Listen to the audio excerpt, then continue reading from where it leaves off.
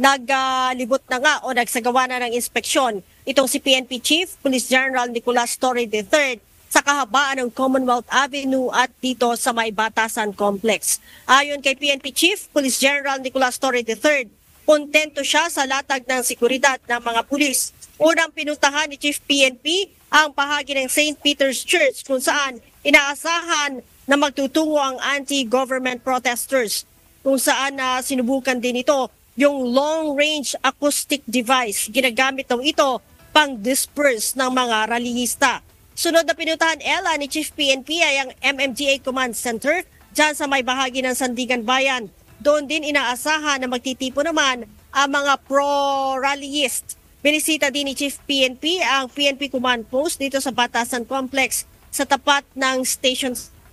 Sinabi ni Chief PNP, mayroon silang monitoring sa pamamagitan ng mga CCTV sa mga kalsada na kinukontrol naman ng MMDA at ng local government units. Bukod pa yan sa body-worn camera na suot naman ng mga pulis na naka-duty dito sa kahabaan ng Commonwealth at Batasan. Kontento naman aniya siya sa latag ng seguridad.